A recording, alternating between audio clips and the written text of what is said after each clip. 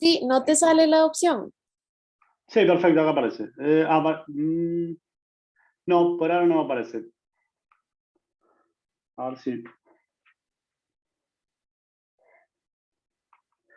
eh, Me aparece como que no. Está anulada para mí.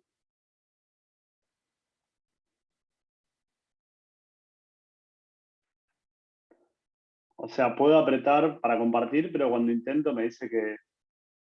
Ahí está. Ahora me parece que sí. A ver, ahí estamos. Eh, Ahí me parece. Ahí pueden verlo. Sí, se ve perfecto. Se ve perfecto. Perfecto, bueno. Y ahí el título es bastante evidente, entonces la idea entonces es hablar de justamente migraciones climáticas en América Latina y los desafíos legales que esto significa o que trae aparejado. ¿Bien? Así como para partir, tengo dos objetivos que son bastante concretos. Eh, Uno va a ser analizar las dificultades y los desafíos en torno a la categorización jurídica de las personas que se desplazan y cruzan una frontera internacional como consecuencia de los efectos del cambio climático, la degradación ambiental y los desastres. Y hago la hincapié, digamos, en cruzan una frontera internacional porque no me voy a referir, si bien lo voy a mencionar, a los desplazamientos internos. El gran desafío en términos jurídicos se da con los desplazamientos transfronterizos. ¿Bien? Cuando una persona, por los efectos del cambio climático, la degradación ambiental y o los desastres, cruza una frontera internacional y por lo tanto ingresa dentro de otro estado.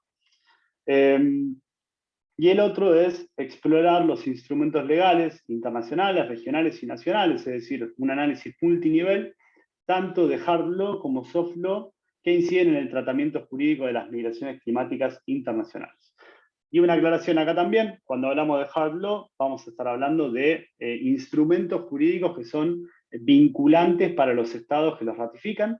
Y cuando hablamos de soft law, vamos a hablar de documentos que no son necesariamente vinculantes, por lo general son declaraciones, por lo general son acuerdos, por lo general son memorándums o diferentes terminologías que se utilizan para hacer referencia a ese tipo de instrumento que no genera una obligación internacional, pero que sí contribuye, y esto es importante, al desarrollo progresivo del derecho internacional y que por lo tanto también hay que tenerlo en cuenta. ¿Bien? Eh, con eso en mente, por lo general, estas charlas las comienzo con esta frase, que es una frase del IPCC, del Grupo Intergubernamental de Expertos sobre el Cambio Climático, que ya en 1990 hacía referencia a que los efectos más graves del cambio climático pueden ser aquellos sobre la migración humana.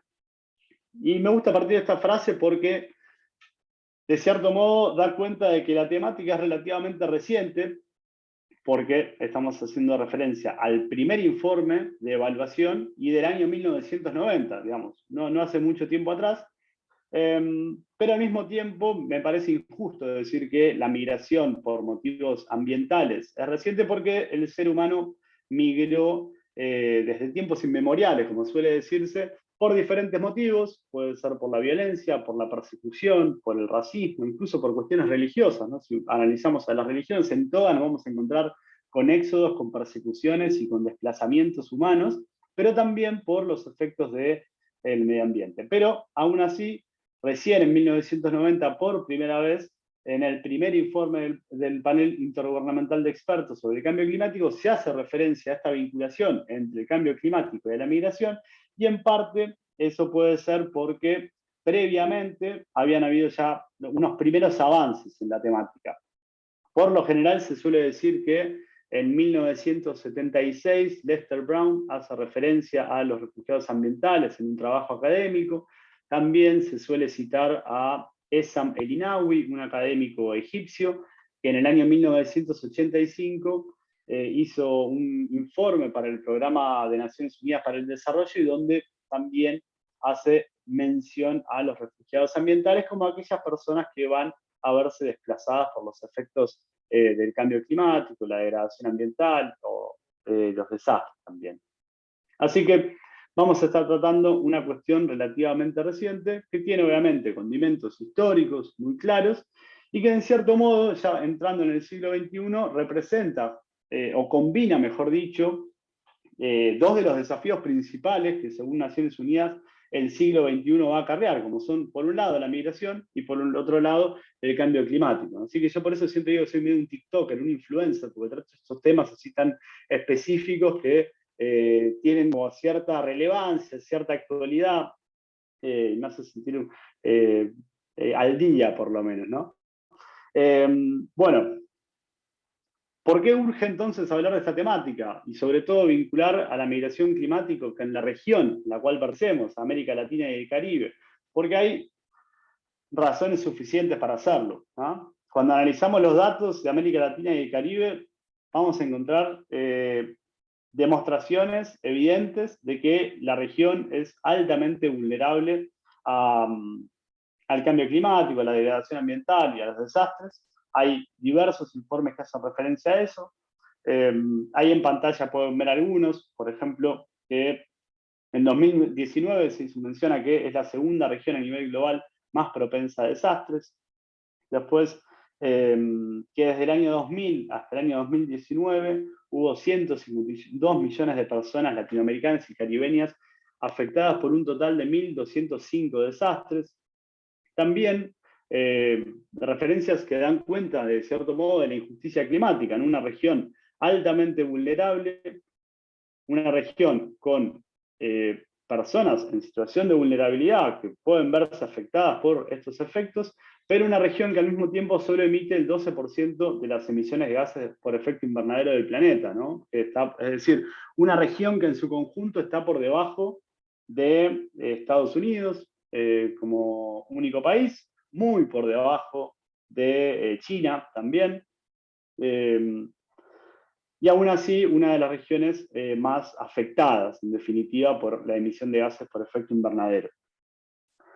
Al mismo tiempo, en la región tenemos datos que dan cuenta que ocurren al menos 70 eventos climáticos extremos anualmente, que el 70% de las emergencias anuales están relacionadas con el clima, y, como les adelantaba, un tercio de la población total vive en zonas de alto riesgo de desastre, ¿no? Cuando pensamos en la región, nos vamos a encontrar con un montón de eventos que van a justamente implicar afectaciones a aquellas poblaciones que están en zonas de alto riesgo de desastres. Pensemos, por ejemplo, en bueno, las tormentas tropicales, los huracanes, una región que también es muy propensa a terremotos, a efectos hidrológicos como la Niña y el Niño, inundaciones, degradación de los suelos, desertificación de los suelos, salinización de las napas de agua dulce, aumento del nivel del mar, un montón de efectos que obviamente inciden definitivamente en las personas que son aquellas que se vinculan con esos espacios, ¿no? Y al mismo tiempo, la región tiene migraciones, ¿no? Por esta vinculación. Estos datos son algunos datos que pueden encontrarse en los pocos informes que hacen referencia a esto. Ahora les voy a mostrar algunos otros. Y digo que son pocos los informes porque justamente esta vinculación, como vamos a ver en unos minutos, que es la vinculación entre el cambio climático y la migración, es una vinculación compleja, ¿no? Que incide en varios factores y por lo tanto también esa vinculación compleja incide en la dificultad de recolectar información fehaciente. Pero bueno, por lo menos en pantalla les puse algunos de los datos que me parece interesante ver o analizar para tomar también dimensión de lo que ocurre a nivel regional, ¿no? Por ejemplo, tenemos la iniciativa Nansen, que estableció que entre el año 2000 y mediados de 2015, tan solo en Sudamérica, hubo un total de 8 millones de personas que migraron por motivos ambientales. Después tenemos que en el año 2017, 8.7 millones de personas se vieron afectadas por diferentes desastres a nivel regional, primordialmente inundaciones, huracanes, terremotos y sequías, o también que en el año 2020 4.5 millones de personas se desplazaron solo a nivel interno, es decir, sin trascender una frontera internacional por desastres en América. Esta dificultad a la hora de recolectar información en gran parte se da por uno de los temas que vamos a tratar en esta charla, que es la falta de definiciones concretas o claras de quiénes son aquellas personas que migran por motivos ambientales, cuál es la manera más clara de categorizarlo. Eso incide definitivamente a la hora de poder prestar las cifras, ¿verdad? Tenemos igualmente algunos ejemplos. A la izquierda pueden ver lo que es el Internal Displacement Monitoring Center, que es una organización que justamente se encarga de analizar anualmente cuáles son los desplazamientos que ocurren tan solo internamente dentro de los estados. Y, por ejemplo, una cifra bastante evidente, en el año 2020, dentro del total que fue los desplazamientos internos, vamos a tener 40.5 millones de personas. De esas 40.5 millones de personas, 30.7 lo hicieron por desastres, mientras que las 10 millones restantes lo hicieron por conflictos. Esto da cuenta de la trascendencia que tienen los desastres en los desplazamientos humanos, al menos a nivel interno, insisto. Después, del otro lado de la pantalla, hay un informe que elaboramos con la Red Sudamericana para las Migraciones Ambientales en conjunto con la Universidad para la Paz, que trata justamente estos datos de información sobre movilidad humana en el contexto de desastres en diferentes países de la región, entre los cuales se encuentra Costa Rica, por si quieren consultarlo. Después, Jimena, si querés, vos podés compartir mi presentación, que tienen ahí los links para poder acceder. ¿Bien? Bien. Con este primer pantallazo, digamos, este primer panorama, donde entendemos cuál es la situación de la región, entendemos también la dificultad de recolectar datos a la hora de analizar las migraciones por motivos ambientales, también tenemos que entender por qué razón se dan esas dificultades, ¿no? Y acá es cuando, como les adelantaba, podemos ver por qué razón vamos a hablar de un vínculo complejo cuando entrelazamos migración y cambio climático, ¿no? Y porque justamente se dan diferentes causas que hacen a la dificultad de establecer con claridad quiénes son aquellas personas que migran por motivos ambientales, ¿no? Entonces vamos a tener, por ejemplo, entre las causas, efectos climáticos repentinos, ¿no? Pensemos en un terremoto, pensemos en una inundación, situaciones que van a llevar a las personas a desplazarse de manera inmediata, de manera reactiva, en miras a poder protegerse, básicamente, o encontrar un espacio en el cual salvar sus vidas. Vamos a tener también efectos climáticos de producción lenta, ¿no? Como la degradación del suelo, las sequías prolongadas, que van a hacer que justamente muchas personas que por ahí viven de la producción de la tierra, tengan que verse en la obligación de abandonar esos lugares, pero no lo vean con tanta claridad, y ahora voy a explicar por qué digo esto. Después también vamos a tener las causas asociadas, que tienen que ver más bien con la incidencia del ser humano, ¿no? Como los megaproyectos, los accidentes nucleares, que también van a incidir en que las personas se tengan que trasladar de un lado hacia otro. Después, otra de las cuestiones que van a hacer complejidad de este vínculo es la temporalidad. Por ejemplo, tenemos a las personas que van a migrar por un rato, vamos a decirlo así, de manera temporal, porque un efecto climático repentino las afectó y van a buscar salvar su vida. Pero al mismo tiempo vamos a encontrarnos con personas que, por ejemplo, por los efectos de producción lenta, van a tener que abandonar su lugar de residencia o su lugar de origen de manera permanente, porque ya el suelo está inhabitable, ya no puede producir aquello que te daba de comer, por así decirlo.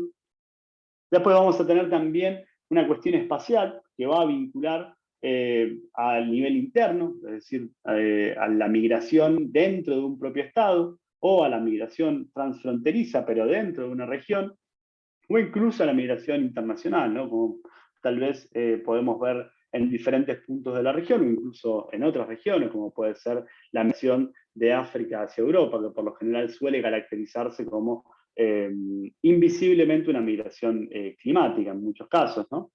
Después vamos a tener también que la migración climática va a representar una estrategia para que la persona pueda adaptarse, ya sea de manera reactiva, como les decía recién, ante un efecto climático repentino, o preventiva, a sabiendas de que va a venir un problema, digamos, como puede ser una nueva sequía, o como puede ser la amenaza de tormentas tropicales o diferentes tipos de desastres, la persona va a decidir migrar.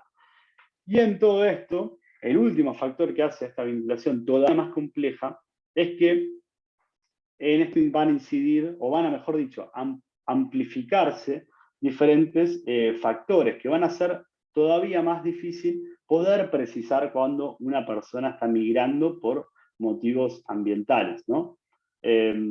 Como les decía, estos efectos, los efectos del cambio climático, la degradación ambiental o los desastres pueden pronunciar otros inconvenientes, como pueden ser tensiones sociales, pueden incidir en una disrupción económica, pueden también incluso llevar a complicaciones políticas, y en todo eso, aquellas personas que migran, y en estos casos trascienden una frontera internacional, muchas veces no puedan lograr entender si necesariamente están migrando por un efecto climático o bien por otros factores, ¿no? Como pueden ser los sociales, que de repente van a incidir en esa decisión. De ahí que, de ahí la pertinencia, ¿no?, de tratar de analizar qué es lo que tenemos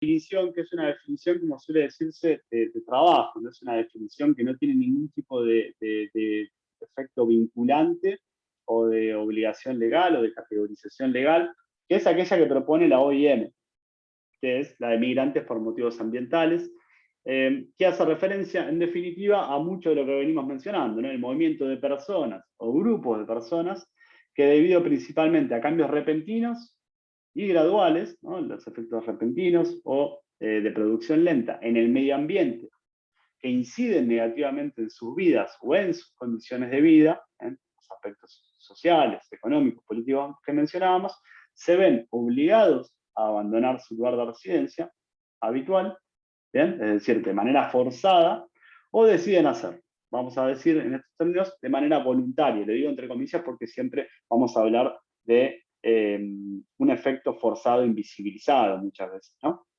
Y esta migración va a darse con un carácter temporal o eventualmente permanente, y se desplazan a otras partes de su país de origen, dando espacio a una migración interna o a un desplazamiento interno, o fuera del mismo, ¿bien?, dando lugar a la migración transfronteriza. Las migraciones climáticas por motivos ambientales tienen otras excepciones, como les menciono ahí en pantalla: desplazados ambientales, migrantes ambientales, refugiados climáticos, pero tampoco podría decirse que hay un consenso, o al menos a mi manera de ver, respecto de la mejor manera de hacer referencia a esta tipología de movilidad humana, ¿no? Eh, por ejemplo, esta charla hablamos de migrantes climáticos, y si hablábamos de desplazados ambientales, a mi manera de ver, entiendo que hay otras posturas, va a ser lo mismo, porque en definitiva, en términos jurídicos, no tenemos una definición consensuada, por lo tanto el debate sigue abierto. Cada cual después elegirá aquella definición o aquella referencia que mejor le caiga. Lo que sí es seguro, y ahora vamos a analizarlo más en detalle, es que, por ejemplo, hablar de refugiados climáticos es lo que comúnmente se denomina una definición política. Ya se menciona los refugiados climáticos, y entonces lo que se busca es alertar sobre un potencial problema, y entonces tal vez esa definición es la que yo sí creo que no hay que utilizar comúnmente o de manera más técnica, porque hace tal vez más referencia a un discurso que puede, o mejor dicho, hace más bien referencia a una denominación que puede conllevar discursos securitistas y otro tipo de debates que, a mi manera de ver, no son los más convenientes para la temática. Después igual podemos debatir. Bueno, Ahora sí, entrando en el marco jurídico internacional. Como les dije de antemano, no vamos a hablar de los desplazamientos dentro de las fronteras estatales, pero sí me parece importante traerlo a la clase. Y justamente me parece importante porque acá vamos a dejar bien en claro que va a ser el propio Estado dentro del cual se producen estos desplazamientos el que va a encargarse de brindar la protección jurídica necesaria a aquellas personas que se vean desplazadas dentro de las fronteras estatales, ¿no? Y en pantalla van a estar viendo la definición que brinda los principios rectores de los desplazamientos internos de Naciones Unidas, que es un instrumento soft law, haciendo mención a lo que me comentaba más temprano. Es decir, es un instrumento que no es jurídicamente vinculante, que sí ha sido adoptado por diferentes estados, no muchos, a nivel regional, eh, y que justamente hace mención a que van a ser desplazados internos las personas, o grupos de personas que se ven forzadamente obligadas a escapar o huir de su hogar, de su lugar de residencia habitual, con una expresa mención a las catástrofes naturales o provocadas por el ser humano. ¿Ya? Entonces, la definición de Naciones Unidas sobre desplazados internos hace referencia explícita cuanto menos a las catástrofes naturales o provocadas por el ser humano, y de ahí que dentro de las fronteras estatales van a ser, como les decía, los estados los encargados de brindar protección a estas personas. Y les dejo acá, por si quieren ver o analizar en mayor profundidad este asunto, un artículo que escribimos con Erika Pérez Ramos y con Fernanda eh, sobre este asunto a nivel regional. Tal vez puede serles interesante. Ahí está el link también para que puedan acceder. Entonces, bien, dejamos de lado los desplazados internos y ahora vamos a aquellas personas que trascienden una frontera internacional. Y acá vamos a encontrar, por ejemplo, la definición de refugiados. ¿Bien? Y entonces surge la pregunta, ¿quién es una persona refugiada? Bueno, la definición de refugiado yo creo que siempre es bueno volver a leerla. ¿Por qué digo esto? Porque hoy por hoy, sobre todo a nivel mediático, se habla de refugiados y muchas veces no se sabe con precisión de qué estamos hablando. Y hay una convención internacional que justamente nos da una definición de quién va a ser aquella persona que al cruzar una frontera internacional va a poder pedir protección internacional. Y entonces la definición hace mención justamente a que el refugiado será toda persona que, debido a fundados temores de ser perseguida por motivos de raza, religión, nacionalidad, pertenencia a determinado grupo social u opiniones políticas, se encuentre fuera del país de su nacionalidad y no pueda, o a causa de dichos temores, no quiera acogerse a la protección de tal país, ¿no? Cuando revisamos la definición que propone la Convención sobre el Estatuto de los Refugiados de 1951, está claro que no, los factores ambientales o la fuerza de la naturaleza o diferentes excepciones, digamos, que podamos utilizar para referirnos a los efectos del cambio climático, la degradación ambiental o a de los desastres, no aparece, ¿no? Por eso, como les adelantaba más temprano, hacer referencia a los refugiados climáticos es un tema inconveniente. E incluso esto generó también muchos debates a nivel internacional, ¿no? Eh, y el debate giraba en torno a si resultaba necesario ampliar esta definición. Tenemos que agregar a las personas refugiadas por motivos ambientales dentro de la definición de la Convención del 51, como se suele llamar. La realidad es que el debate no prosperó desde el Alto Comisionado de Naciones Unidas para los Refugiados, que es, digamos, el guardián del derecho internacional de los refugiados, siempre descartaron esa posibilidad por diferentes razones. En principio se decía que la referencia a los refugiados ambientales o a los refugiados climáticos es poco clara, por lo cual en ese vínculo complejo no se puede establecer con claridad si la persona está requiriendo protección de otro Estado por motivos ambientales o si lo está haciendo por otras causas.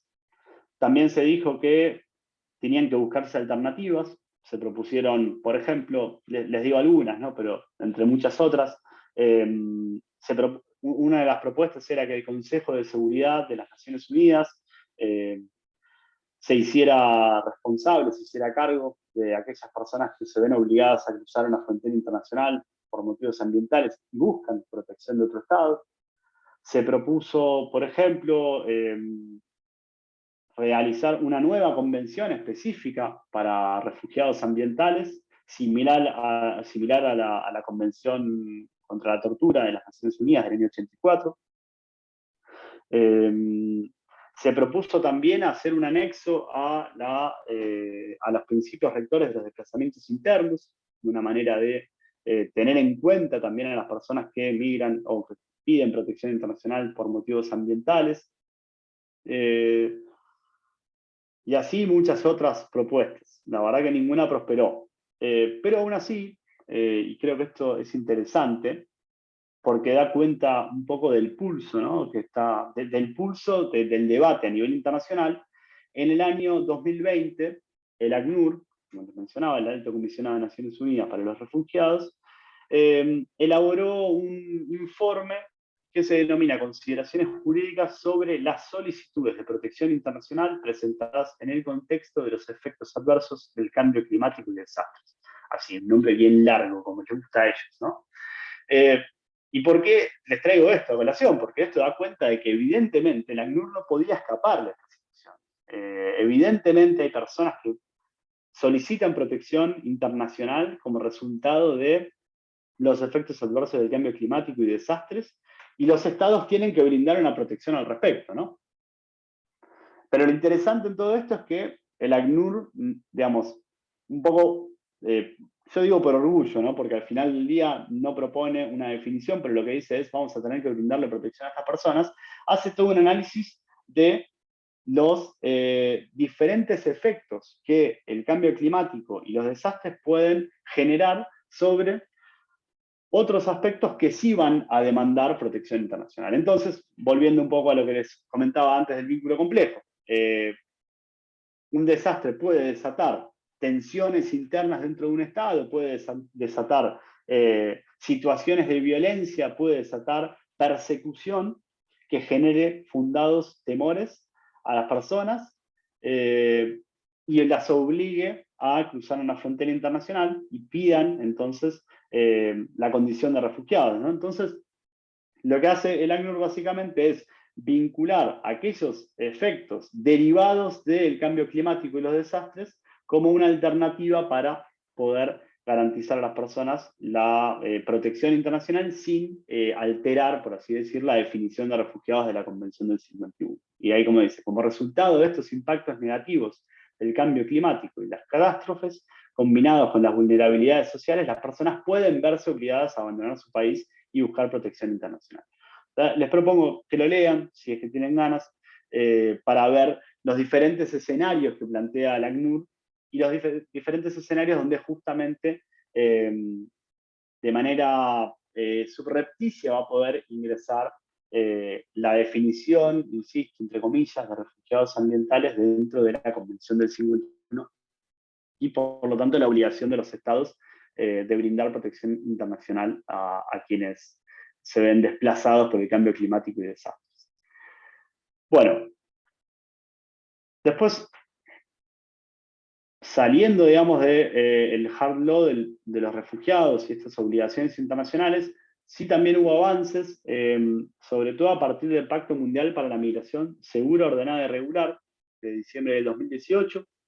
Este pacto es un pacto que surge a partir de, vamos a llamarlo así, la crisis migratoria del 2015 en Europa. Esto redundó en que en el año 2016, al año siguiente, los estados se reunieron en el marco de las Naciones Unidas y en la Declaración de Nueva York dijeron, bueno, tenemos que establecer u ordenar o coordinar medidas en materia tanto migratoria como refugiados, porque evidentemente al no tener un instrumento internacional que guíe esta temática, no tenemos también respuestas mínimas que tenemos que proveer como estados, ¿no?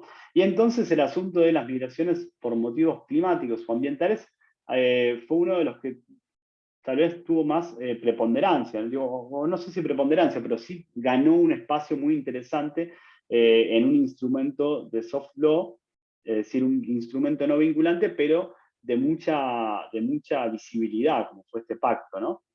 Y como ven en pantalla, el objetivo número 2, justamente, hizo referencia a que los estados se comprometían a minimizar los factores que impulsan a las personas a abandonar su país de origen y hace referencias explícitas a los desastres naturales, a los efectos adversos del cambio climático y a la degradación ambiental, ¿no? Y entonces establece una serie de pautas, digamos, a tener en cuenta para poder brindar respuestas, ¿no?, a las migraciones transfronterizas por estos motivos. Entonces ahí, por ejemplo, se menciona analizar e intercambiar información, priorizar medidas de adaptación y resiliencia dentro de los países de origen para evitar que las personas deban cruzar una frontera internacional. Después, entre estados vecinos, establecer medidas y estrategias conjuntas, ¿no?, como alerta temprana, planes de contingencia, planes de evacuación, información pública. Y después también favorecer los enfoques y los mecanismos a nivel subregional y regional, que aseguren la prestación de asistencia humanitaria o promuevan resultados sostenibles que aumenten la resiliencia de las personas y así eviten justamente que las personas deban migrar por estos motivos, ¿no?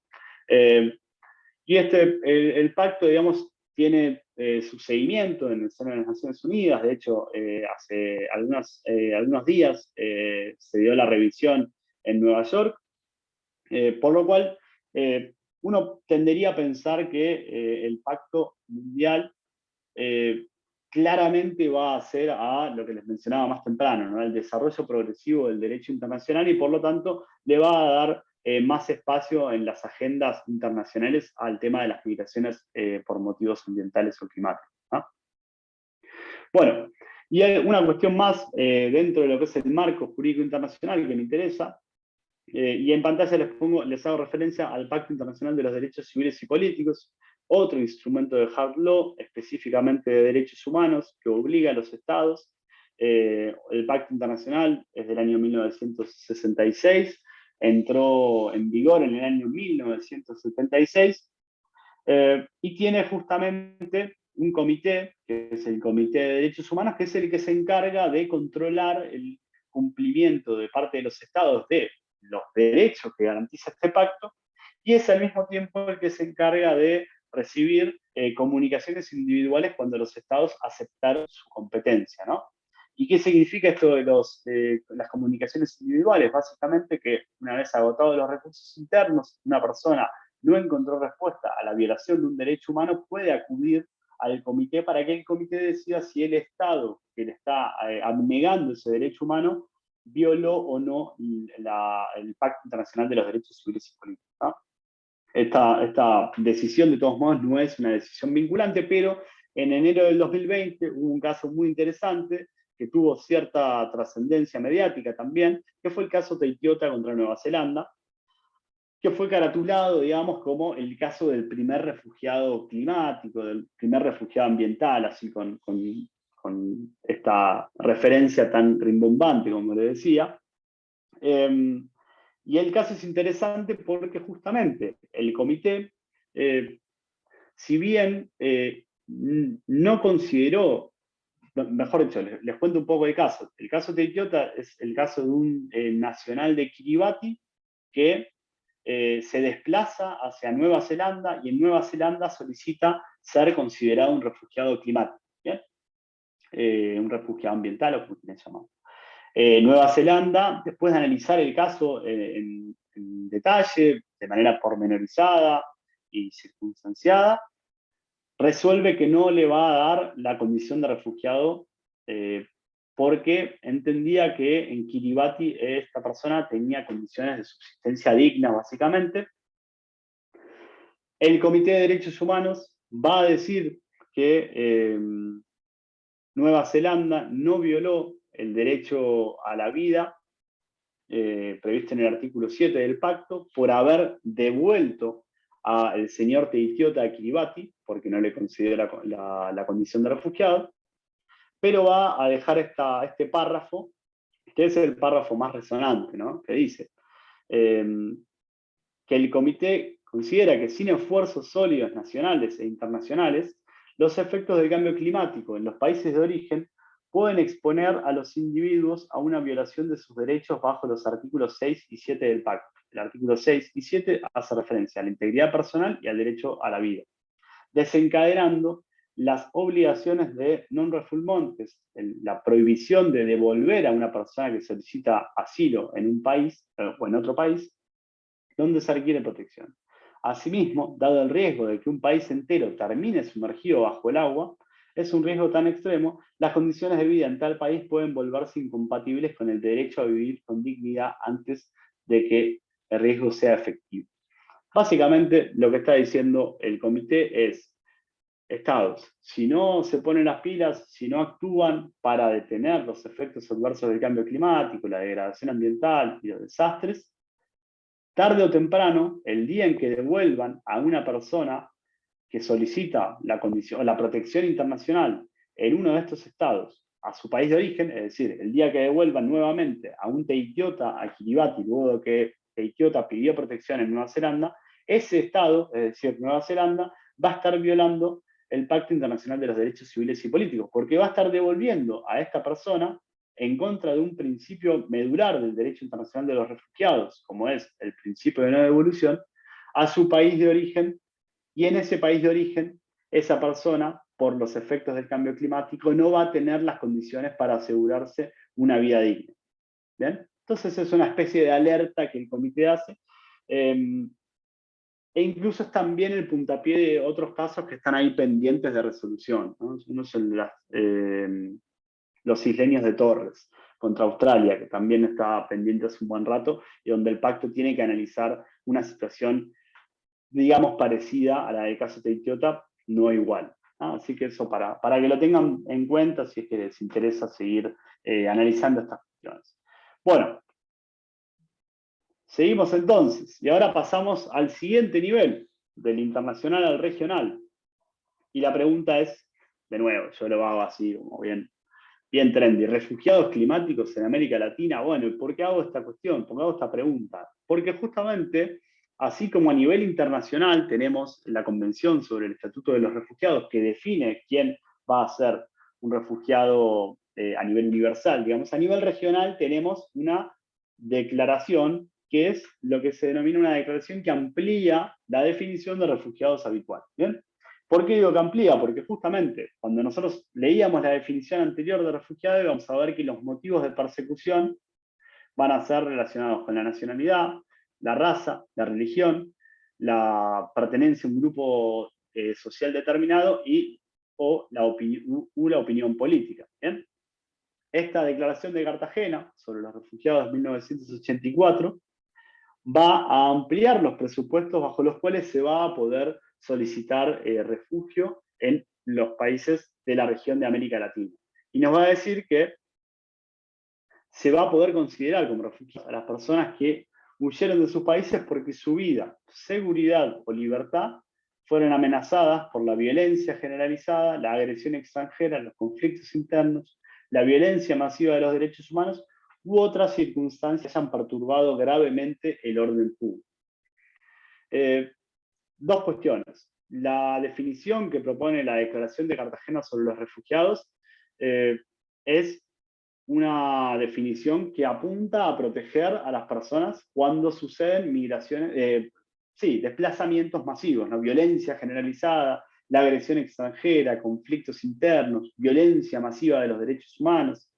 En cambio, la definición de refugiados es la de la Convención de 1951, es mucho más individualizada. Por eso es que esta definición amplía los presupuestos y también pondera los desplazamientos masivos de personas. Y al mismo tiempo, esta definición incorpora ahí, como subrayaba al final, una frase que es la que dio pie a considerar a los refugiados climáticos a nivel regional, que es esta frase: circunstancias que hayan perturbado gravemente el orden público. En el año 2013, CIREF, que es el grupo de expertos, digamos, que revisa la Declaración de Cartagena sobre los refugiados, consideró que bajo esta premisa de las circunstancias que hayan perturbado gravemente el orden público, los estados podrían, ¿no?, en un sentido extremadamente potencial, considerar a aquellas personas, podrían considerar como refugiados a aquellas personas que se desplazaron por motivos ambientales, así, en sentido amplio, ¿no? Así que, de cierto modo, los expertos en la materia dieron la venia para que esta definición ampliada de refugiados también considera los factores ambientales como una razón para darle protección internacional a quienes trascienden una frontera por motivos ambientales. ¿Bien? Y ustedes, digamos, me van a decir, estamos hablando de la Declaración de Cartagena. Dijimos que las declaraciones, los acuerdos, los memorándums son instrumentos del soft law, y es cierto, la Declaración de Cartagena no es un instrumento vinculante, pero aún así, y esto es importante, porque como les decía, el desarrollo progresivo del derecho internacional se da siempre de manera paulatina, por lo menos 15 países de la región incorporaron esta definición dentro de sus respectivas leyes migratorias o de refugiados, ¿no? Es decir, que 15 estados de la región o más consideran que el refugiado va a ser el de la Declaración del 51 y además el que ingrese dentro de la definición de Cartagena, de la Declaración de Cartagena. En el caso particular, en mi caso como argentino, les puedo decir que la ley 26.165 considera esta definición justamente. Entiendo, y díganme si me equivoco, en el caso de Costa Rica, la ley de migración y extranjería no lo considera de esta manera. El artículo 106 al menos hace referencia únicamente a la definición de la Convención sobre el Estatuto de los Refugiados de 1951. Espero equivocarme, porque sería un gran avance saber que Costa Rica incorpora esta definición, al igual que otros países de la región. Incluso, también pensando en esta cuestión del desarrollo progresivo del derecho internacional, se considera, o al menos es una posición que está creciendo, que esta definición ampliada de refugiados está logrando cierta cristalización en lo que sería una costumbre regional, ¿no? Que eso también es interesante. Una costumbre internacional o una costumbre regional es aquella conducta, digamos, que los estados sostienen de manera uniforme, constante en el tiempo, y que se ven obligados, en un sentido psicológico, digamos, a respetar, a pesar de que no sea una obligación escrita. ¿Eh? Eso para considerar. Yo ignoro en este momento si hay muchos estudiantes de Derecho Internacional, pero yo soy uno de ellos. Bien, y siguiendo, digamos, con el marco jurídico regional, y en línea con lo que habíamos visto del caso Teikiota contra Nueva Zelanda, del Comité de Derechos Humanos, tenemos también a nivel regional la Convención Americana sobre Derechos Humanos, ahí en Costa Rica, bien cerca tienen a la Corte.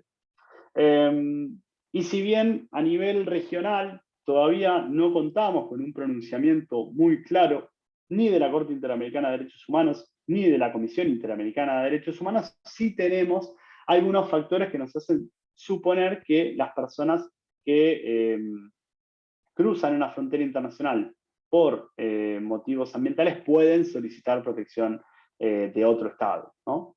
Y en este caso contamos con una referencia que a mí me parece bastante interesante, que es de una opinión consultiva de la Corte, en el 2014, donde la Corte hace referencia justamente a lo que mencionábamos antes, a la Declaración de Cartagena, hace mención a cómo los estados están incorporando esta definición en su derecho interno, y hace referencia a que justamente esta definición ampliada de la Declaración de Cartagena es más incluyente y por lo tanto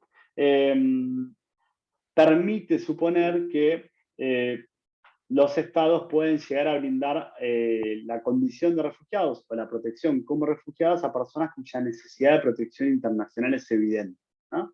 La Corte hace mención a esta protección internacional evidente luego de analizar justamente la declaración y estos presupuestos más amplios que tiene que la Convención de 1951.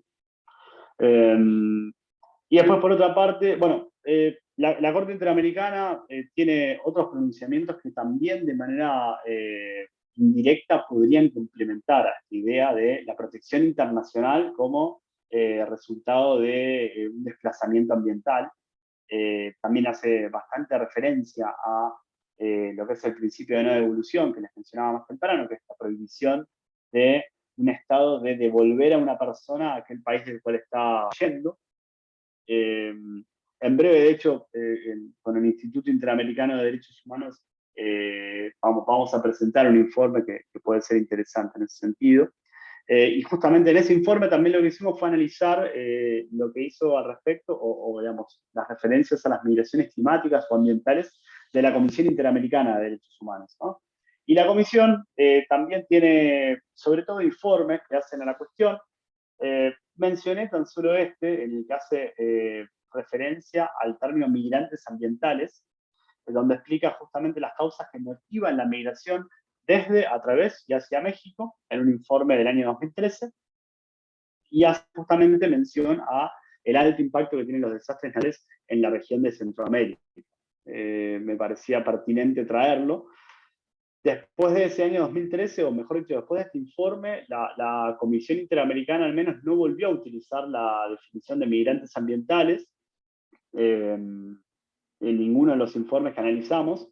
Sí hizo bastante mención a la incidencia de los efectos del cambio climático, a la degradación ambiental y los desastres en los desplazamientos humanos.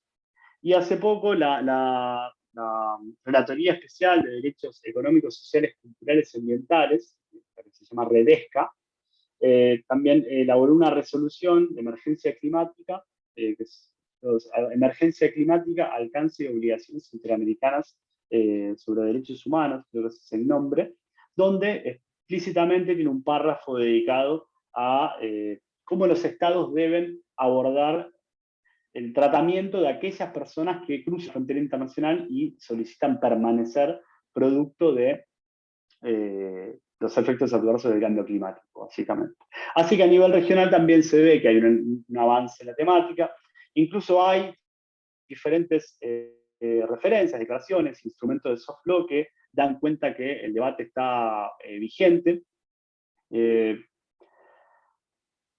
Por ejemplo, ahí pueden ver el acuerdo de Escazú, que es un acuerdo que en cierto modo podría contribuir a partir de la producción de información pública al entendimiento de cuántas personas migran por motivos climáticos, al menos dentro de las fronteras estatales.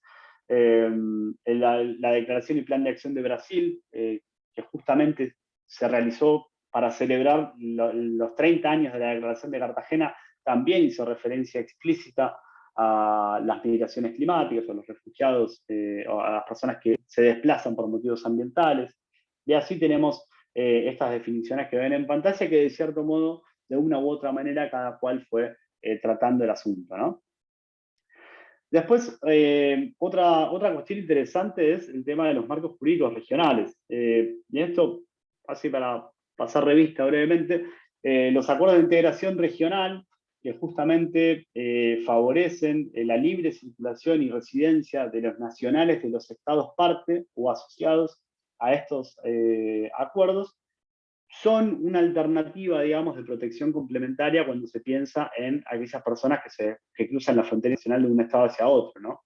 En pantalla les pongo 3 ejemplos. Uno es el caso, digamos, más cercano para mí, que sería el Mercosur, que permite, por ejemplo, que una persona que pertenece, digamos, a Argentina cruce hacia Uruguay, sin importar el motivo, pueda solicitar una radicación temporaria por 2 años, ¿no?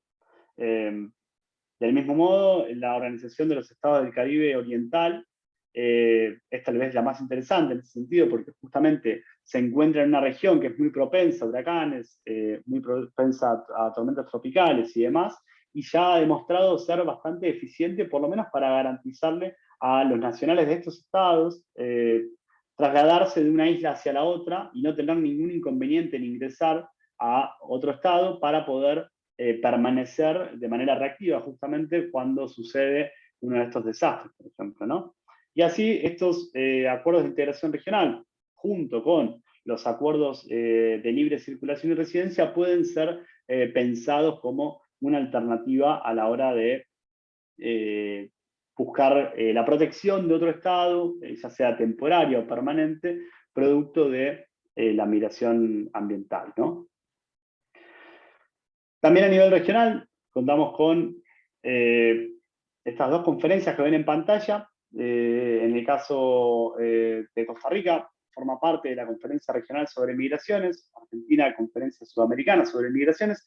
Básicamente, este tipo de conferencias son procesos consultivos intergubernamentales donde los estados buscan coordinar acciones, donde los estados buscan cooperar, donde los estados acercan buenas prácticas en materia migratoria y para justamente promover o facilitar la gobernanza regional de las migraciones. Y el tema justamente de las migraciones por motivos ambientales ha sido un tema que estuvo muy presente. En el caso de la Conferencia Regional sobre Migraciones, únicamente en el año 2016 se elaboró ese informe que ven en pantalla. En el caso de la Conferencia Sudamericana sobre Migraciones, que es justamente solo para los países de América del Sur, han habido diferentes avances y de hecho en el año 2022 se lanzó un informe bastante interesante que aborda todos los países de la región en su vinculación con las migraciones ambientales, ¿no? Así que esto sirve, digamos, como pautas o líneas generales que los estados pueden adoptar a nivel interno para justamente abordar el asunto, ¿no? Bueno, y ahora bien, pasando, y ya voy a ir adentrándome en la última parte de la charla. Ay, me faltó México, me acabo de dar cuenta. Bueno, se los comento si a viva voz. Los marcos jurídicos nacionales, ¿no? El último nivel. Vimos el internacional, vimos el regional, vemos el nacional. Y los marcos jurídicos nacionales incorporan, en algunos de estos países de la región, de América Latina, incorporan dentro de sus normativas migratorias diferentes referencias a las migraciones climáticas, ¿no? Y en todos estos casos, las referencias son a modo de reacción, si se quiere, o comúnmente se dice esto, a lo que fue el terremoto de Haití del año 2010, ¿no? Recién desde entonces la región se dio cuenta, o por lo menos cada uno de los estados de la región, de manera unilateral, digamos, con poca coordinación, más allá de esas conferencias que les mencionaba, empezaron a adoptar a nivel doméstico una manera alternativa de poder brindarle algún tipo de categorización jurídica a las personas que se desplazaron desde Haití hacia diferentes países de la región. Incluso ese terremoto del 2010 fue el que también generó que en ciertas normativas, como pueden ver en pantalla, en el caso de Bolivia, se incorpore la definición legal de migrante climático. Argentina tiene esta referencia a los residentes transitorios especiales que garantiza un mínimo marco de residencia transitoria y temporal en el país. Guatemala también incorpora, digamos, en el Código de Migraciones esta autorización de ingreso por catástrofes naturales en países vecinos. Paraguay tiene su referencia a los desplazados inmigrantes por el cambio climático y los desastres. Después, Perú y Bolivia, en cierto modo, son los más adelantados, si se quiere, porque incorporan definiciones específicas de tanto migrante climático en el caso de Bolivia, donde justamente establece quiénes van a ser merecedores de esa condición, y en el caso de Perú también la definición legal de migrante por causas ambientales, que es interesante porque justamente no solo la ley de Perú es interesante porque no solo hace referencia a las personas que migran por causas ambientales, sino que establece un mecanismo, digamos, que el Poder Ejecutivo va a tener que activar en caso de que hayan migrantes ambientales en el país. Pero como les decía, o sea, estas fueron mayoritariamente reacciones a lo que generó Haití y fueron medidas de protección complementaria, es decir, no fueron medidas de protección primordial como sería la que proveen los instrumentos internacionales, sobre todo en materia de refugiados, sino que lo que establecieron fue, bueno, vamos a darle una categoría jurídica a estas personas que vienen desplazadas por un terremoto y les vamos a brindar cierta protección por un plazo temporal. Incluso en el caso de Brasil, tenemos la residencia permanente por motivos humanitarios, que establecía específicamente quiénes eran las personas que iban a poder ser parte, digamos, de esta resolución por un plazo de 5 años. Y también tenemos el caso de Ecuador, que estableció la visa categoría 12, que justamente también, por un tiempo de vigencia de 5 años, permitía a aquellas personas que hubiesen salido, digamos, de Haití e ingresado a Ecuador hasta el 31 de enero del 2010, es decir, inmediatamente después a la ocurrencia del terremoto, una radicación que por un plazo de 5 años les daba cierta estabilidad. Otros países también lo hicieron, México lo hizo, Estados Unidos también brindó un tipo de residencia humanitaria, podríamos decir, pero en definitiva todos son todas fueron, incluso Argentina también lo hizo, todas fueron medidas más bien reactivas a la ocurrencia de un desastre que desencadenó una migración masiva, como fue el terremoto de Haití, y en definitiva fueron medidas de protección complementaria, ¿no? Es decir, no fueron tal vez medidas integrales. Y ya con esto voy cerrando y obviamente nos quedamos charlando y haciendo preguntas y demás, pero después de ver, digamos, a multinivel, cuál es el marco jurídico que intenta proteger a las personas por motivos ambientales, nos encontramos con un panorama bastante ecléctico, podríamos decir, ¿no? ¿Por qué digo ecléctico? Porque, de cierto modo, los instrumentos internacionales no terminan de incorporar a las migraciones climáticas. Hay expertos que a nivel regional nos dicen que las personas que solicitan protección internacional producto de un desastre, por ejemplo, podrían ser consideradas refugiadas. También a nivel regional tenemos foros o procesos consultivos donde la temática tiene mucha relevancia, pero al mismo tiempo a nivel nacional nos encontramos con normativas que tienen o brindan una protección extremadamente ad hoc, digamos, al efecto de un desastre específico, al efecto de una demostración cabal de que la persona se vio desplazada. En definitiva, lo que nos encontramos es que hay una falta de coordinación bastante evidente, ¿no? Esta falta de coordinación es habitual en lo que se denomina la gobernanza de las migraciones, porque justamente hay una ausencia importante, sobre todo de un organismo internacional que sea el que lleva la bandera de este asunto. Uno me van a decir, bueno, pero la Organización Internacional para las Migraciones, la OIM, ¿qué rol cumple en esto? Bueno, la OIM es una agencia de Naciones Unidas que tiene hace poco un rol más preponderante, pero no tiene un rol de guardián del derecho internacional de las migraciones, por lo cual no tiene la capacidad de establecer lineamientos. En su caso, el ACNUR, que sí tiene este rol de guardián del derecho internacional de los refugiados, brindó algunas respuestas, pero un tanto indirectas y no integrales.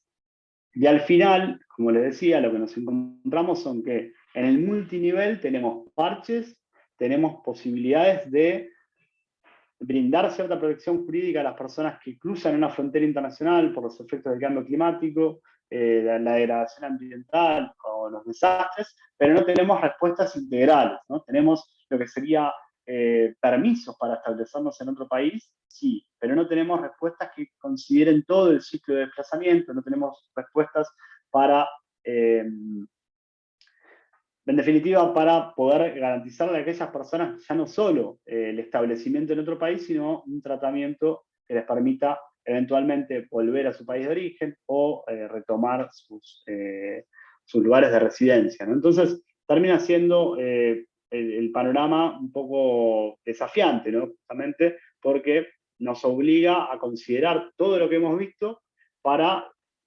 debatir y encontrar soluciones duraderas para las personas que migran por motivos climáticos, básicamente. Así que bueno, eso es un poco lo que quería comentarles y obviamente quedo a disposición para que charlemos perdón si los aburrí un rato, siempre hay mucho para decir en esto. No es que quiera...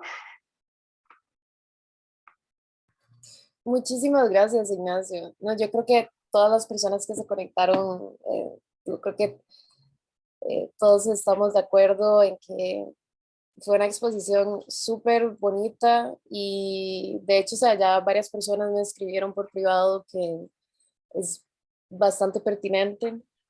Y, y bueno, primero quería preguntarles a todas las personas si tienen preguntas, que por favor aprovechen que tenemos a Ignacio y es un tema muy, muy, muy interesante. Creo que aquí hay algunas personas que trabajan en migración y no sé si tienen preguntas para Ignacio. Yo, o sea, de mi parte, bueno, Raquel dice que todo súper claro, un tema interesante y que se habla muy poco. Sí, eso es lo que iba a decir, que es un tema del que se habla muy poco. Yo creo que, o sea, en Costa Rica yo nunca he visto una noticia o similar, algo similar al respecto y se mantiene como en un perfil muy bajo. Y yo simplemente quería hablar un poco del caso de Haití, que me imagino que usted conoce aún mejor, pero recuerdo todo lo que pasó el año pasado, que primero asesinan al presidente de Haití como en julio, luego en agosto pasa el terremoto y 3 días después un huracán. Entonces, bueno, ni siquiera podían encontrar a las personas que murieron por el terremoto, no podían limpiar los escombros. Entonces, bueno, producto de toda esta inestabilidad política y cómo se rompió el orden constitucional en Haití, pues muchísimas personas migraron, pero es un fenómeno que viene sucediendo desde hace más de 15 años. Entonces, yo creo que a la larga esto va a ser aún más complicado para los países de la región y también, o sea, ¿qué hacen? Digamos, ¿qué pueden hacer las personas que viven en Haití? ¿Qué pueden hacer al respecto? Son tantos problemas y uno detrás del otro. Entonces, sí, me parece que el caso de Haití es tal vez uno de los más graves de América Latina, del Caribe. Y no sé si te gustaría agregar algo sobre eso, porque ahí lo que me pongo a pensar es cuando hablabas de que es muy difícil saber cuál es la razón específica por la que esta persona está migrando. Hay causas mixtas. Entonces, por ejemplo, si habláramos de una persona refugiada, es porque esta persona no puede regresar a su país, simplemente no existe esa opción. Y si hablamos de una persona migrante, normalmente es porque esta persona busca mejores condiciones de vida y muchas veces es por razones económicas. Entonces está también el término de migrantes económicos. Entonces, desde mi opinión, yo creo que es muy importante que exista un término que con la mayoría de países estén de acuerdo. Por ejemplo, me gustó el de la OIM, migrantes por motivos ambientales, pero ¿qué se hace con eso? Creo que el hecho de tener un término ya reconocido permite que empecemos a trabajar en medidas para prevenir y mitigar los efectos de este fenómeno.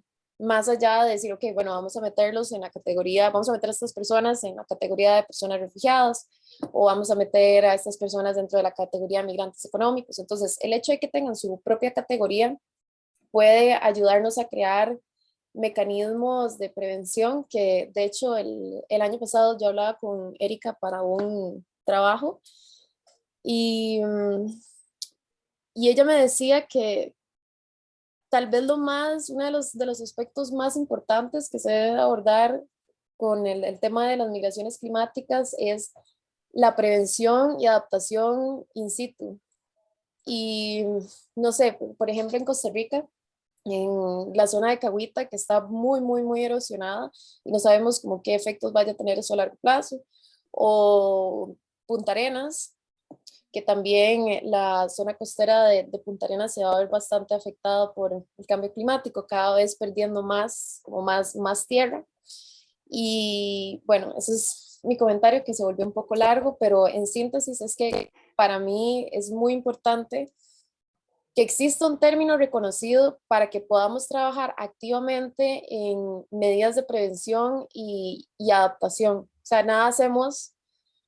Domi dice que ya tiene que dormirse, sí, hay 8 horas de diferencia, más bien, muchas gracias, Domi. Es como la 1 de la mañana donde está Domi. Em, sí, que en un país como Costa Rica, que es muy chiquitito, pero es tan interesante como en términos de biodiversidad, en términos de recurso hídrico, como una oferta hídrica envidiable en Latinoamérica. Yo creo que además de los desplazamientos internos que podemos tener por cuestiones climáticas, también vamos a recibir a muchas personas, a como también lo hemos hecho en los últimos años. Entonces, ¿qué medidas de prevención y adaptación puede tomar Costa Rica? Doña Lina dice que, bueno, ya voy a entrar a leer esto que dice Doña Lina, pero bueno, ese es mi comentario. Para mí es muy importante que exista un término que nos permita empezar a trabajar, porque es una crisis climática y yo siempre digo que cuando hablamos de una crisis tomamos medidas de crisis, o sea, tomar medidas inmediatas y entre todos los países de la región, yo creo que no tenemos que esperar a tener los efectos más fuertes del cambio climático encima de absolutamente toda la población. Y por supuesto, la población en mayores condiciones de vulnerabilidad, mujeres, niños, población adulta mayor, población indígena, población que no solamente vive en zona costera, sino que depende por completo de los recursos de esa zona costera, que eso era algo que también hablaba con Erika. Hay una gran diferencia entre tal vez yo que vivo en la GAM y no dependo de la tierra en la que vivo, de la tierra que cultivo o del mar en el que pesco. Entonces, sí, ese es mi comentario y dejo el micrófono libre para cualquier persona que quiera hablar un poco más con Ignacio al respecto. No, Jimena, igual muy pertinente el comentario y la verdad es que sí, o sea, como decís, tal vez la palabra que más resuena cuando uno trabaja en estos temas es la invisibilidad, ¿no? La invisibilidad de las personas que se ven afectadas. Y después la otra, que también se vincula con lo que comentabas, es la falta de respuestas coordinadas. Yo creo que hay eh, evidencias de sobra de que la región tiene que tomar medidas a nivel regional, justamente, y sobre todo pensando un dato interesante, mira, que tiene que ver justo con lo que decías, que primero, la región es una región en general absolutamente dependiente de la tierra, digamos, absolutamente dependiente de sus recursos, pero al mismo tiempo es una región absolutamente urbanizada. O sea, si vos pensás en la región de América Latina, tenés centros urbanos excesivamente grandes que justamente van a seguir creciendo, digamos, en la medida en que no se tomen eh, que no se adopten las respuestas necesarias para evitar esas migraciones, al menos internas, por los efectos adversos del cambio climático y no se permite a las personas, como decía, ¿no? Prevenir el desplazamiento y adaptarse a las nuevas condiciones que el ambiente propone. Así que me parece súper pertinente el comentario. Eh, Gracias, a ver, Ignacio. Ahora, bueno, voy a ir por donde. Lina, muchas gracias por participar. Dice, a partir del informe Visibilizar para Proteger, ¿cuáles fueron las principales conclusiones sobre los retos para recolectar información sobre las migraciones por motivos ambientales? Los datos confiables, actualizados, adecuados podrían sustentar progresivamente el desarrollo de respuestas más integrales y sobre todo de manera prospectiva para adelantarse a los efectos adversos del cambio climático. Que creo que es un poco eso que hablábamos de la sí, prevención y adaptación. sí, de hecho los invito a que lean el informe, sobre todo el caso de Costa Rica, que está muy bien desarrollado, eh, para también tener un pantallazo no solo de los datos, digamos, que hay a nivel nacional, eh, también de las definiciones, ¿no? Porque en esto yo no lo menciono, digamos, porque yo, como les comentaba, siempre trato el asunto, digamos, desde una perspectiva transnacional, de migraciones internacionales, ¿no? De la tensión que se da entre la discreción estatal de decidir quién puede ser admitido y la necesidad imperante de cruzar una frontera por los efectos del cambio climático. Pero a nivel doméstico, en general, más allá del concepto de desplazados internos, también se usan muchos otros, como damnificados, por ejemplo. Es el caso de Costa Rica. Si ven ese informe, la gran mayoría de datos se toman a partir del concepto de damnificado por desastres, ¿no? Entonces, nada, los invito a que lo lean porque les puede dar una visión por lo menos a nivel nacional, que incluso les digo, de Argentina yo no tengo nada. O sea, yo vivo en un país donde solamente un tercio del país es productivo, dos tercios son desérticos, aunque no lo crean. Si ustedes piensan en Argentina, probablemente piensan en pampas verdes, bueno, todo lo contrario. Y aún así no tenemos ningún tipo de informe integral, digamos, que trate el asunto de las migraciones ambientales a nivel doméstico. Así que por eso creo que el informe Visibilizar para Proteger, que es justamente una buena conjunción de palabras, les puede dar una idea más general de cuál es la situación de Costa Rica. Ok, súper. Sí, creo que, bueno, yo voy a compartir el link Sí. del PowerPoint en la página de la comisión y voy a enviarlo a otros grupos en los que sé que están algunas de las personas que nos acompañan hoy. Y bueno, Ale Valenzuela dice, hola, primero agradecer la exposición que ha sido sumamente clara y completa. Yo trabajo en migraciones y en mi opinión uno de los retos principales a afrontar es la rigidez normativa en la materia. Acá, tanto la Ley General de Migración como su reglamento, fue fruto de un momento específico con características y contextos específicos que ya no se ven reflejados. Quisiera saber si el expositor opina similar o conoce herramientas que los estados puedan tomar para afrontar esa falta de flexibilidad de las normas. Perfecto. Sí, muy buen punto. La verdad que también, porque fíjate que hablamos de definiciones, pero al mismo tiempo las definiciones se excluyen, ¿no? Y como dice Alejandro, uno puede pensar en la rigidez normativa y al mismo tiempo esa rigidez normativa eh, impide, digamos, brindar protección a otras personas que no ingresan dentro de esas categorías especialmente definidas. Mirá, yo lo que creo en estos casos es, por un lado, que si hay voluntad todo se puede y sobre todo en materia migratoria, ¿no? ¿Y por qué digo en materia migratoria? Porque la materia migratoria es una materia que, si bien se rige a partir de normativas que surgen del Poder Legislativo, también es una materia que tiene muchísima incidencia del Poder Ejecutivo, ¿no? Y los poderes ejecutivos, sabemos, a nivel constitucional, comúnmente pueden digamos, maniobrar de modo tal que esas categorías no consideradas, por ejemplo, en las normativas, sean incorporadas a partir de resoluciones, disposiciones u otro tipo de mecanismo constitucionalmente previsto también. Digamos, esto no implica que esté pasando por alto el debate o la representatividad del Parlamento, pero sí implica brindar respuestas a necesidades concretas. Y te digo esto, Alejandro, también pensando en el caso de Argentina, algo interesante que pasó la semana pasada es que, bueno, lo que les comentaba más temprano, en el caso argentino nosotros tenemos una especie de protección transitoria para las personas que se desplazan por desastres naturales o inducidas por el ser humano. Creo que esa es un poco la definición del reglamento también a la ley de migraciones, pero, por ejemplo, la Dirección Nacional de Migraciones, dependiente del Poder Ejecutivo, elaboró un programa que es un programa para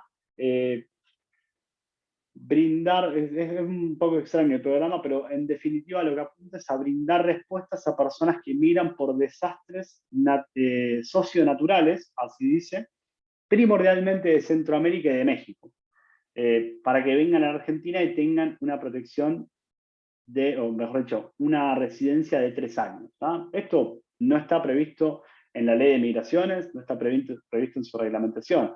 Es la Dirección Nacional de Migraciones que toma una decisión a partir de la potestad que tiene de establecer la política migratoria. Y en términos generales, yo estudio sobre todo más migraciones que cambio climático, en todos los países las direcciones nacionales de migraciones tienen capacidad de maniobra, porque justamente, y esto es sumamente importante, cuando hablamos de migraciones hablamos de fluctuaciones, hablamos de flujos, hablamos de movimiento, y entonces las categorías muy estancas impiden poder brindar respuestas adecuadas a momentos donde se necesitan otras clases de respuestas. ¿Entendés? Así que es un poco mi opinión. Igual podés disentir y por ahí podés explicar un poco más cómo sucede en Costa Rica, pero entiendo que en general esa es la manera en que tienen los organismos encargados de las políticas migratorias de los estados para resolver estas precisiones tan estancas que tienen las normas.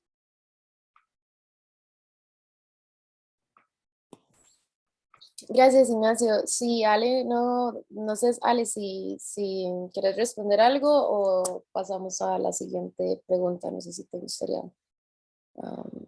aportar a lo que te preguntó Ignacio, de tal vez cómo funcionan el tema de como esa falta de flexibilidad que vos decís de Costa Rica.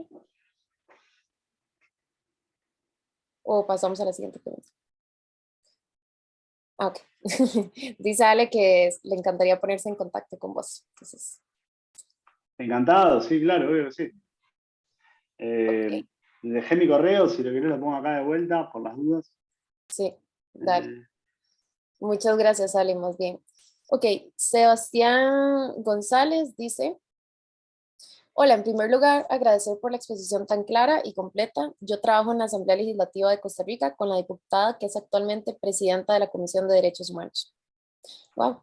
Uno de los proyectos de ley que se encuentra actualmente en corriente de la Comisión precisamente busca ampliar la definición de refugio de la Ley de Migración y Extranjería para incluir los motivos climáticos. Quisiera preguntar desde su óptica, ¿cuáles elementos se deben tomar en consideración para una ley que busque reconocer el refugio por razones de migración climática?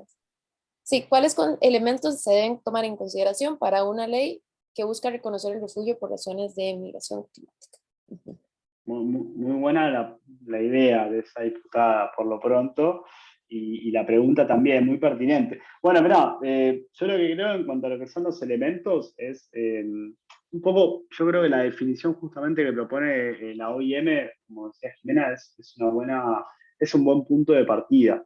Lo que también creo igualmente es que así como pueden haber elementos, por lo tanto definiciones, también tiene que haber espacio a ponderaciones que sean parte, digamos, de lo que podríamos llamar un debido proceso, ¿no? La posibilidad de escuchar a la persona, de entender cuáles son,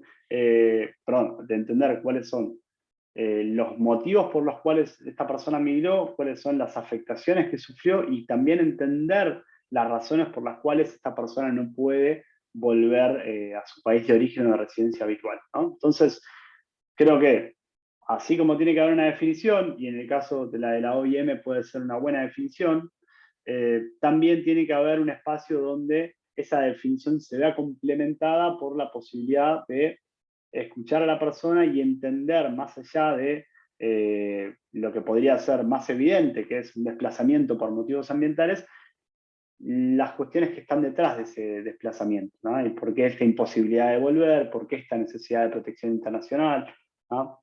Y yo creo en ese sentido que, bueno, hay varios informes que pueden servir justamente para ayudarte. Después, si querés, ahí puse mi correo, pero después te puedo pasar algunos que te pueden ser útiles, Sebastián. Porque si estás en ese desafío, sí, te puedo dar una mano, sin duda. Muchas gracias, Ignacio. Muchas gracias también como por poner tu contacto y yo creo que va a ser súper bueno para las personas que quieran conectar con vos. Y lo otro que iba a agregar, eh, ya que trabajas en la Universidad de Buenos Aires, ponerlo aquí en el chat para todos. Hay una diplomatura a distancia en migrantes y protección de refugiados, me parece. Entonces, Lo que te iba a preguntar es si cualquier persona puede aplicar, como es una diplomatura a distancia, si es, no sé si sabes, si pueden aplicar personas que no están en la universidad, personas extranjeras. Sí, sí, sí, sí, se puede, sí. De hecho, hasta la diplomatura en su momento había hecho un informe donde eh, analizaba de dónde eran los estudiantes y había de todo el mundo, así que sí, se puede sin ningún problema. Es una buena diplomatura, sobre todo para introducirse en los diferentes aspectos que tiene la movilidad humana, ya sea voluntaria o forzada. Eh, Hay gente que trabaja en terreno, gente que trabaja en la academia, gente que trabaja en el poder, digamos, judicial. Yo en mi caso, no los comenté, pero yo trabajo en la Comisión del Migrante de la Defensoría General de la Nación. Específicamente mi rol es defender a las personas que pueden llegar a ser expulsadas de la Argentina, así que también tengo esa faceta, más allá de esta faceta más académica, en lo diario, digamos, trabajo en eso y justamente en la diplomatura hay gente que trabaja en la defensoría que expone ahí su visión sobre el asunto y demás. Se hacen trabajos sobre migraciones por motivos ambientales, se los voy a corregir yo, así que también eso les puede servir si quieren, si quieren saberlo. Eh, sí, así que si pueden, háganlo, la verdad que me parece muy, muy pertinente y está bueno, incluso pensando más allá de la propia universidad, ¿no? Digo, más allá de la Universidad de Costa Rica, a veces está bueno tener contacto con otras universidades porque se amplía esta universalidad, ¿no? Que la universidad justamente busca a garantizar, así que ténganlo en cuenta. Muchas gracias. Y la otra pregunta que iba a hacer, porque veo que aquí hay varias personas de derecho y que son personas que ya van de salida y que algunas están interesadas en el tema de migración. ¿Hay algún hay algún máster que de la Facultad de Derecho de la Universidad de Buenos Aires enfocado más en estos temas?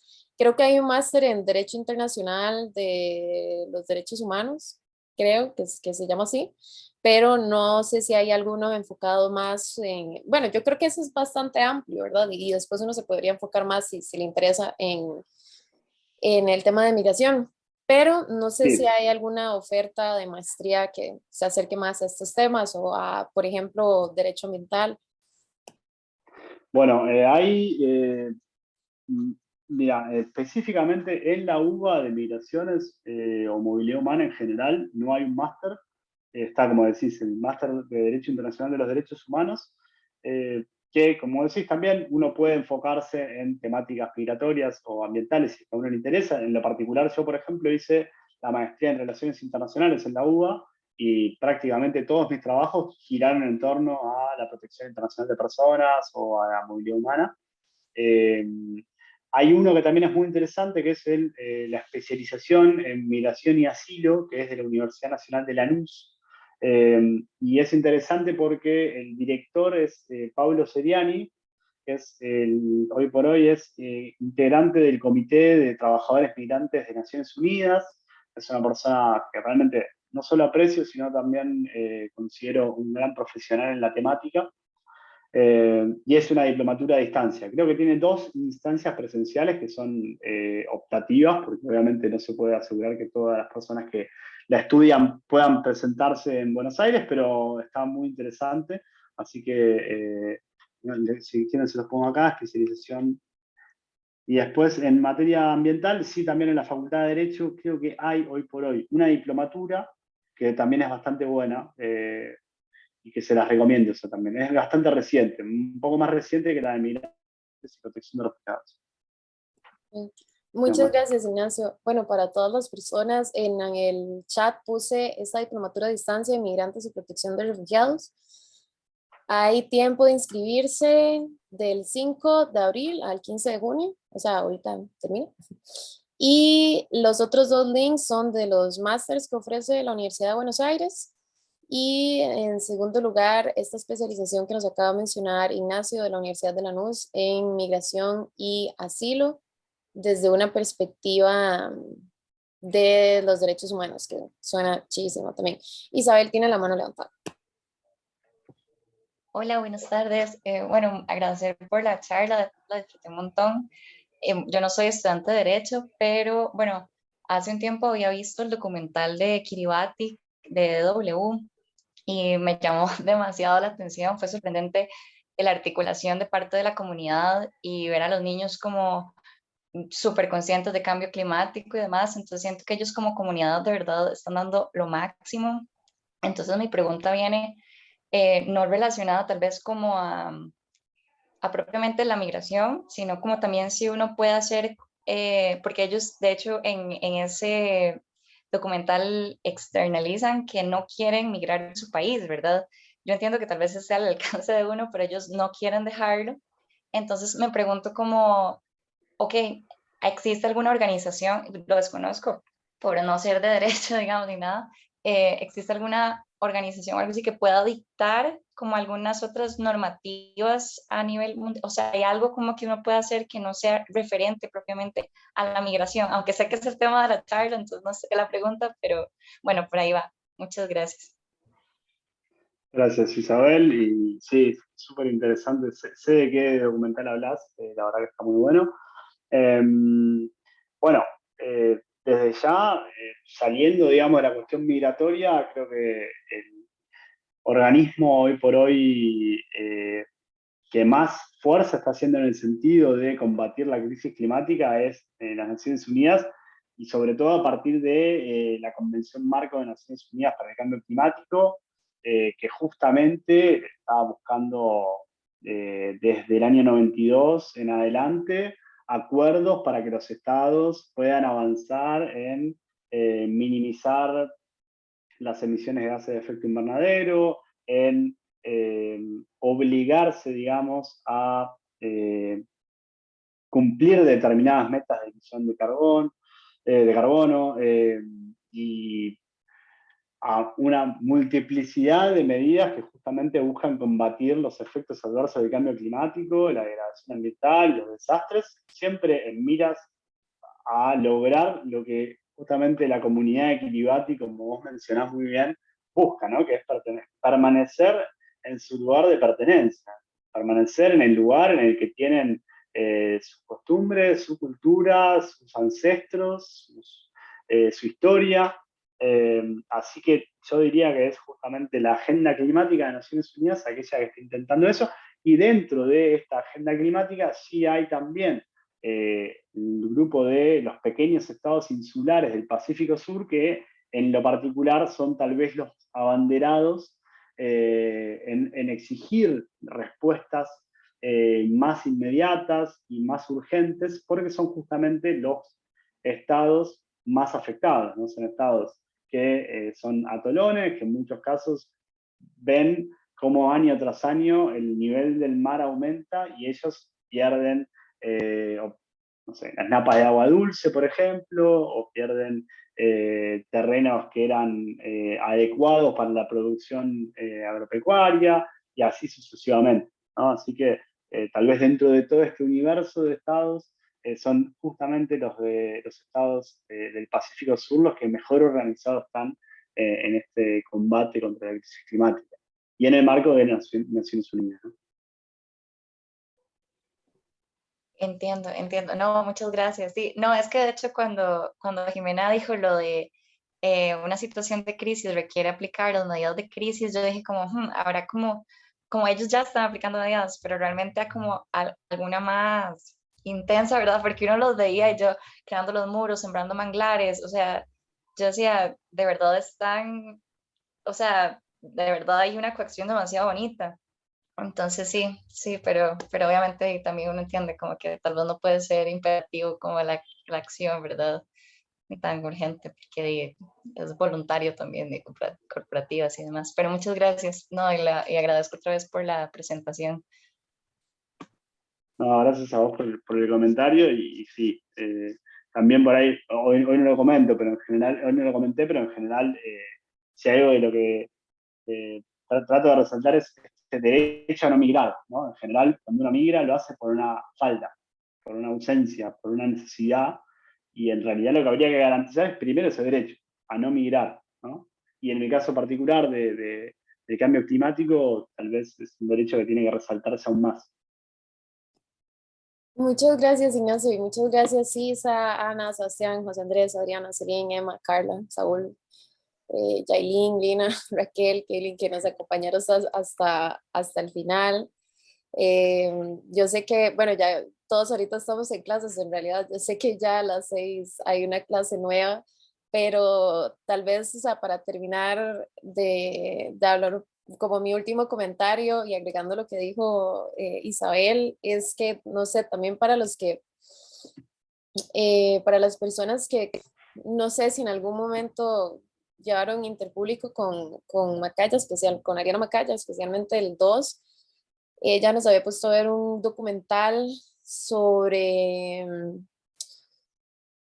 no recuerdo cuál era el nombre del documental como tal, pero era sobre toda la situación en Siria, especialmente del 2015, y era, digamos, específicamente desde la visión de las personas menores de edad, de los niños y niñas, y algo que a mí me causó un gran impacto es cómo ellos, ya una vez en los países en donde los colocaron, que algunos no recibieron refugio y otros sí, de lo bien que hablan de Siria, de cómo Siria es el mejor país del mundo y de cómo verdaderamente aman su país. O sea, no son personas que quieran irse de ahí, y verlo especialmente desde la óptica de los niños es como, wow, o sea, como